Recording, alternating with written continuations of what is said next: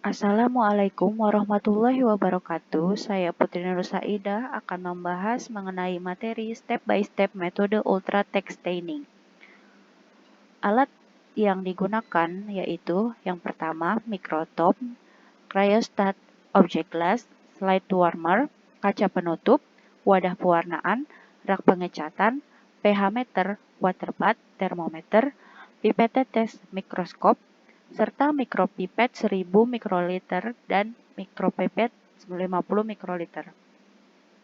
Bahan pendukung yang digunakan yaitu formalin 10%, nitrogen cair atau isopentana atau es kering, parafin, silol, alkohol absolut, alkohol 96%, dan alkohol 70%, PBS atau fosfat buffer salin pH 7,4, H2O2 3%, tris EDTA pH 8, Aquades, BSA atau bovine serum albumin 5%, antibody primer, Ultratech anti-polyvalent, reagen bluing, serta entelan.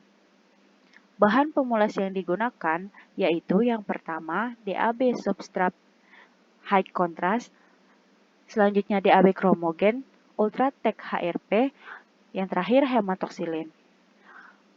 Tahap pertama yaitu deparafinasi, yaitu proses pelunturan parafin dari jaringan. Menggunakan silol sebanyak 3 kali masing-masing selama 5 menit.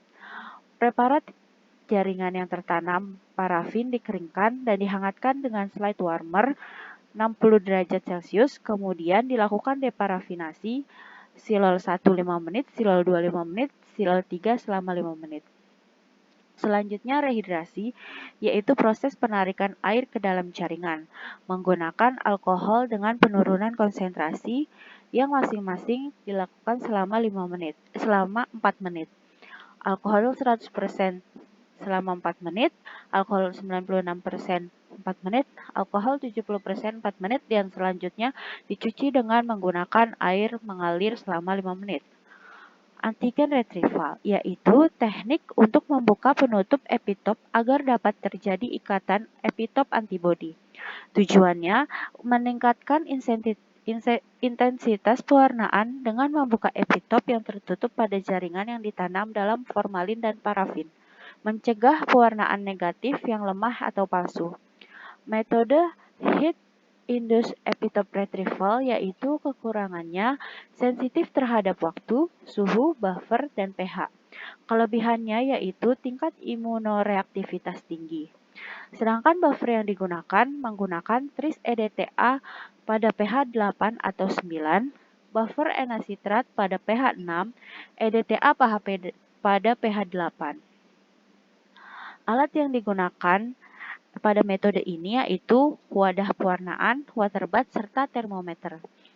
Bahan yang digunakan yaitu tris EDTA pH 9, Aquades, serta PBS pH 7,4. Cara kerjanya yaitu yang pertama direndam slide ke dalam tris EDTA pH 9. Selanjutnya dimasukkan ke dalam water bath hingga 95 derajat Celcius selama 10 menit. Kemudian dikeluarkan hingga dingin pada suhu kamar. Dan yang terakhir dibilas dengan PBS pH 7,4 sebanyak 2 kali dan masing-masing 2 menit. Pembilasan dengan PBS yaitu merupakan larutan fisiologis yang bersifat isotonik dan tidak beracun terhadap sel. Tujuannya untuk menjaga kadar pH yang mempertahankan osmolaritas sel. pH yang digunakan biasanya pada rentang 7 hingga 8. Aplikasi yang digunakan yaitu setelah proses antigen retrieval, setelah proses blocking, setelah inkubasi antibodi primer, antibodi sekunder, dan Ultratech antipolivalent, dan setelah penambahan HRP. Endogenous blocking, cara kerjanya yaitu ditambahkan H2O2 3%, lalu diinkubasi pada suhu kamar selama 10 menit. Kemudian dibilas dengan PBS pH 7,4 sebanyak 2 kali, masing-masing 2 menit. Ditambahkan protein blok atau super blok atau BSA 5%, lalu diinkubasi pada suhu kamar selama 5-10 menit. Yang terakhir dibilas dengan PBS pH 7,4 sebanyak 1 kali selama 30 detik. Ini merupakan contoh pewarnaan dengan H2O2 3% sebelum pewarnaan tanpa H2O2 3%. Antibodi primer, IR atau PR. Cara kerjanya yaitu yang pertama, ditambahkan antibodi primer, lalu diinkubasi selama 30 hingga 45 menit, kemudian dicuci dengan PBS pH 7,4 sebanyak 2 kali, masing-masing 4 menit. Conjugate. Cara kerjanya yaitu ditambahkan Ultratech antipolivalen, lalu diinkubasi 10 menit. Dicuci dengan PBS pH 7,4 sebanyak 2 kali yang masing-masing selama 4 menit. DAB kromogen. DAB atau 3,3 diaminobenzidin adalah kromogen yang berwarna coklat. Kromogen adalah suatu indikator warna untuk menandai adanya reaksi enzimatik. HRP yang direaksikan dengan substrat spesifik, hasil produknya ditambah substrat kromogen akan mendapatkan hasil reaksi oksidasi yang berwarna.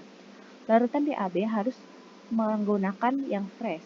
Kelebihannya itu endapan warna yang terbentuk selama pereaksian antara HRP dan DAB tidak sensitif terhadap cahaya dan dapat disimpan bertahun-tahun. Kekurangannya, DAB merupakan bahan berbahaya. Semua langkah harus dilakukan di dalam lemari asam. Pembuatan DAB solution yaitu campurkan 1 ml DAB substrat high contrast, ditambahkan 50 mikroliter atau 1 tetes DAB kromogen.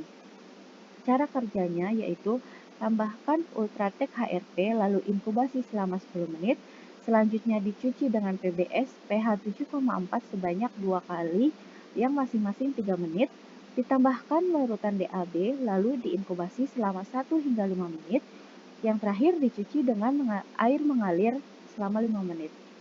Counter stain. Setelah pewarnaan antigen, target dengan IHC, pewarnaan sekunder biasanya diterapkan untuk memberikan kontras yang membantu pewarnaan primer lebih jelas. Salah satu counter stain yang paling umum yaitu hematoksilin. Cara kerjanya, yang pertama ditambahkan hematoksilin lalu diinkubasi 2 hingga 3 menit, dicuci dengan air mengalir selama 3 menit, direndam dengan bluing reagin selama 5 hingga 10 detik, kemudian dicuci dengan air mengalir. Selanjutnya dilakukan dehidrasi dengan alkohol bertingkat masing-masing 4 menit. Selanjutnya dilakukan clearing dengan silol. Yang terakhir dilakukan mounting dengan entelan dan ditutup dengan cover glass. Ini merupakan tahap-tahap step by step Ultratech staining method. Dimulai dari deparafinasi hingga pembuatan slide clearing. Ini merupakan datasheet yang digunakan. Perbedaan datasheet versi Indonesia dan versi pabrikan. Yang pertama, pada versi Indonesia proses blocking dilakukan setelah antigen retrieval, sedangkan pada versi pabrik proses blocking dilakukan sebelum antigen retrieval. Yang kedua, dimodifikasi karena faktor efisiensi di mana pada saat antigen retrieval resiko sampel rontok sangat besar, sehingga proses blocking dilakukan setelah antigen retrieval. Karena pada proses antigen retrieval ini juga dapat dicarikan screening apabila sampel rontok, maka tidak perlu membuang-buang reagen H2O2. Yang ketiga, karena jika sampel rontok, maka harus mengulang dari awal, sehingga jika mengikuti datasheet dari pabrik, maka akan ada banyak reagen yang terbuang. Selanjutnya, blocking peroxidase jika dilakukan sebelum atau setelah antigen retrieval tidak masalah, tapi harus dilakukan sebelum pemberian antibodi primer. Yang kelima, spesies yang digunakan untuk membuat detection kit ini yaitu kambing atau goat. Antibodi yang digunakan adalah antibodi polivalen di mana dapat mendeteksi antibodi primer yang dibuat oleh tikus, hewan pengerat, kelinci, atau guinea pig. Seandainya kita menggunakan antibodi primer yang dibuat dari ayam, maka tidak bisa menggunakan detection kit ini karena akan menyebabkan false negatif. Jadi kita harus mencari tahu antibodi primer, setelah itu kita mencari tahu antibodi sekunder yang cocok.